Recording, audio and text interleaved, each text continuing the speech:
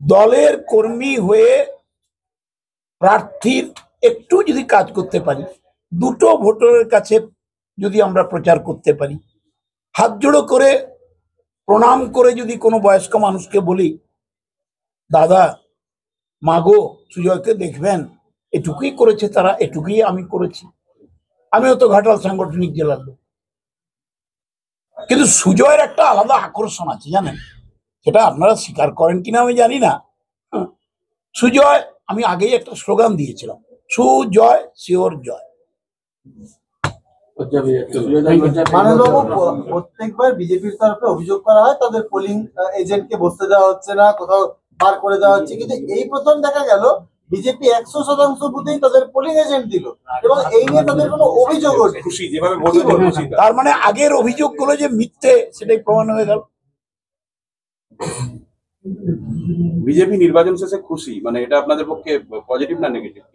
এটা গণতন্ত্রের ক্ষেত্রে বিরোধী দল যখন বলে আমরা খুশি, সেটা রাজ্যের শাসক দলের plus plus plus plus certificate.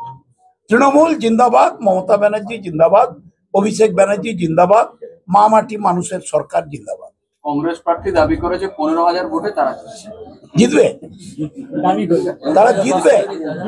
কি বলেছে? যদি ঠিকঠাক করেছে উনি 15,500 ভোটে জিতবে। আমাকে 10টা তুলসী পাতা দিয়ে যা খাবো।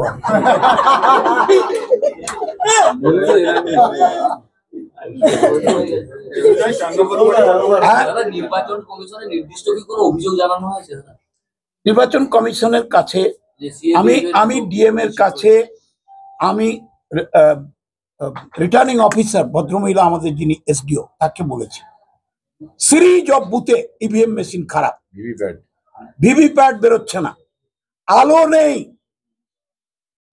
আমি তাকে জিজ্ঞেস করেছিলাম, madam you are the returning officer, SDO north Sadar, what is going on?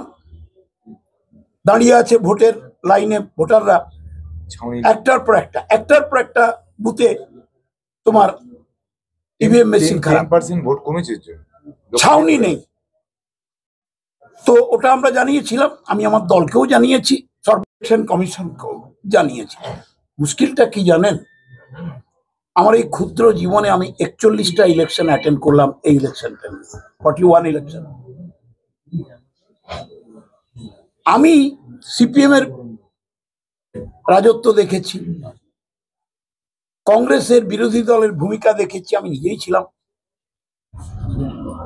Trinamool কংগ্রেসে মমতা বন্দ্যোপাধ্যায় মানুষের হৃদয়ে, অভিষেক বন্দ্যোপাধ্যায়ের জনগর্জন আন্দোলন মানুষের হৃদয় এত আন্দোলিত করেছে এবং তাদের এত স্নেহ ছায়াতে রেখেছে, বিজেপির ওই চিৎকার আর সিপিএম এর তর্জন গর্জন আর কংগ্রেসের মোমবাতির মতো গলে যাওয়া, টপ টপ করে গলে যায় মোমবাতি, দেখেছেন আইসক্রিম কিরকম গলে যায়, টপ টপ টপ। কংগ্রেসটার অবস্থা তাই হয়েছে, সিপিএমটার অবস্থাও তাই হয়েছে। ওরা বিজেপির গোডাউনে পতাকাগুলো মর্টগেজ করে দিয়েছে, এখন পদ্ম ফুলের চাষি হওয়ার জন্য চেষ্টা করছে। হুঁশিয়ারি দিয়েছিলেন ভোটে যদি অশান্তি হয় বা তাদের এজেন্টদের বের করে দেওয়া হয়, জেলা পুলিশ সুপারের অফিস ঘেরাও করবেন, জাতীয় সড়ক অবরোধ করবেন। তিনি তা করেননি, তাহলে কি ভোট শান্তিপূর্ণ হয়েছে? আপনার তো অশান্তি কোথায়? আপনাদের তৈরি করা খবর ও চিৎকার করে বলে, আর আপনারা ওর খবরটাকে ঢাউস ঢাউস করে একদম ফাটিয়ে ফাটিয়ে বলতে থাকেন। যদিও এটা part of the parliamentary democracy, advantage given to the opposition, কিছুই হয়নি, তাই চিৎকারও হলো, শান্তিপূর্ণ ভোটও হলো, আর সিএপিএফ আমাদের প্রার্থীকেও চিনতে পারছে না।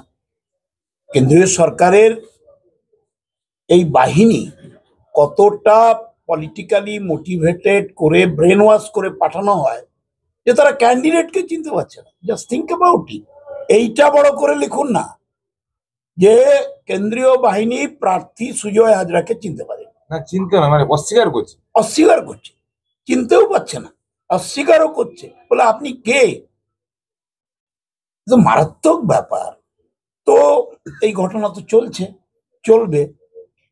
মেদিনীপুরে এইসব করে লাভ টাভ নেই, সুজয় প্রচুর ভোটে জিতবে, প্রচুর ভোটে জিতবে।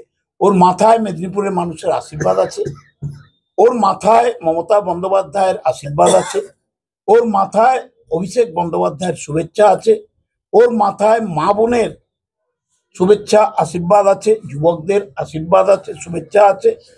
ও মেদিনীপুরের প্রতীক হবে আগামী দিনে, এইটুকু আপনাদের বলে দিলাম। He will be the symbol of Midnapore politics. সমস্ত রেকর্ড ছাপিয়ে যাবে মার্জিন। আপনাদের শুভেচ্ছা থাকলে আরেকটু ভালো হয়ে যাবে। আচ্ছা,